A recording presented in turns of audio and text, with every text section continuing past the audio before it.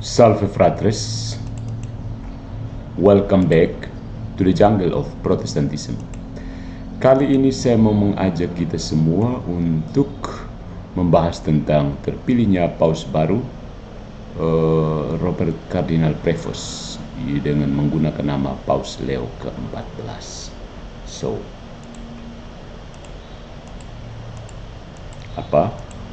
Saya memberi tema pertemuan kita ini Paus Leo ke-14, sebuah kairos ekumenis dan rekonsiliasi sejarah. Pemilihan Paus Leo ke-14, seorang Agustinian asal Amerika Serikat, menjadi peristiwa bersejarah dan profetik dalam perjalanan gereja Katolik.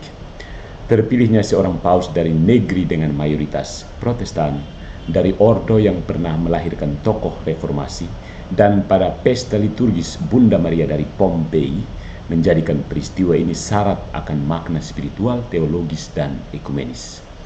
Nama Leo yang dipilihnya pun merupakan peneguhan terhadap warisan teologis dan rasional Paus Leo ke-13. Dalam banyak hal, ini adalah tanda bahwa Roh Kudus terus berkarya dalam cara-cara yang mengejutkan. Mari kita lihat poin pertama, dari Amerika ke Roma, jembatan iman dan budaya. Amerika Serikat dikenal luas sebagai tanah Protestan, lahir dari semangat reformasi dan kebebasan beragama. Namun selama 2 abad terakhir, gereja Katolik di Amerika mengalami pertumbuhan signifikan. Pemilihan seorang paus dari negara ini menunjukkan bahwa iman Katolik tidak hanya bertahan, tetapi juga berkembang di tengah budaya plural dan sekuler. Ini menjadi lambang inkulturasi yang berhasil, serta pengakuan terhadap kematangan gereja lokal dalam menghayati iman secara kontekstual.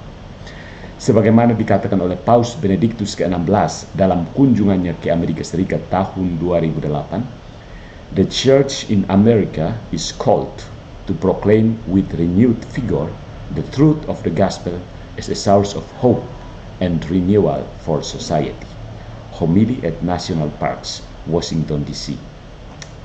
Poin yang kedua, seorang Agustinian, luka lama menjadi jalan rekonsiliasi.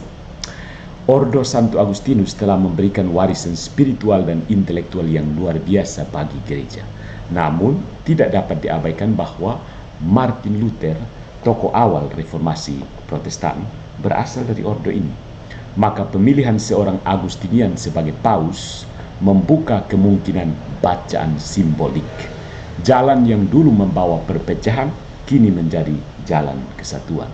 Paus Leo ke-14 adalah buah dari proses panjang refleksi, rekonsiliasi, dan keterbukaan terhadap suara roh dalam sejarah.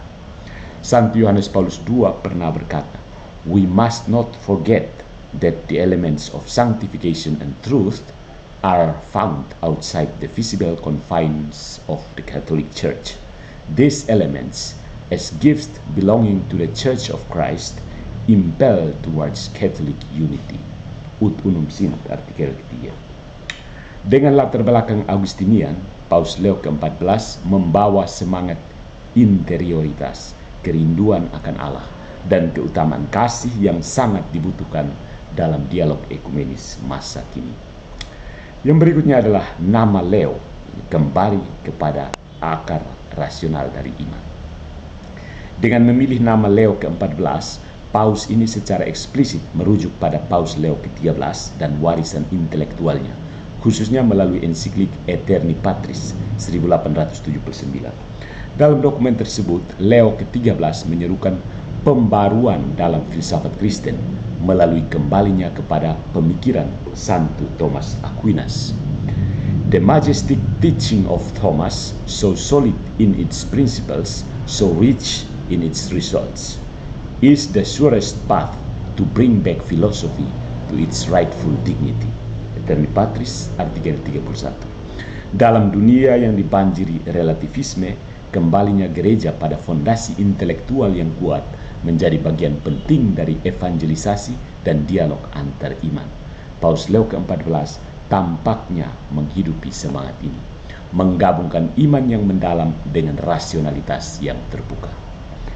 Poin berikutnya adalah bahwa beliau terpilih pada Hari Bunda Maria dari Pompei. Doa sebagai jalan kesatuan.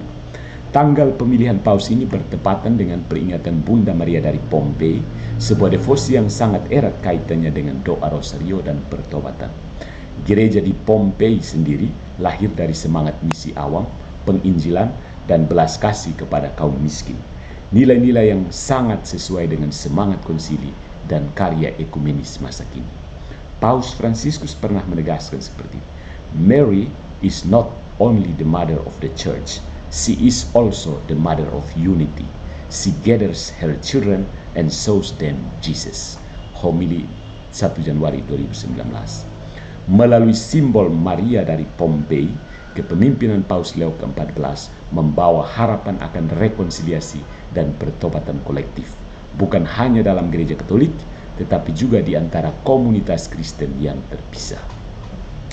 Saudara-saudariku, poin yang berikutnya adalah ekumenisme sebagai panggilan gereja zaman ini. Paus Leo ke-14 muncul sebagai simbol dari apa yang dapat disebut sebagai ekumenisme kedewasaan. Kini kita melampaui fase perdebatan teologis yang kaku menuju perjumpaan yang didasarkan pada doa, kesaksian hidup, pelayanan bersama, dan pencarian akan kebenaran penuh dalam kasih. Gereja Katolik tetap memegang bahwa kepenuhan sarana keselamatan ada dalam dirinya, namun tetap mengakui karya Roh Kudus dalam komunitas Kristen lainnya, sebagaimana dinyatakan dalam Unitatis Redintegratio. The Holy Spirit does not refuse to make use of other churches and ecclesial communities as means of salvation. UR artikel ketiga.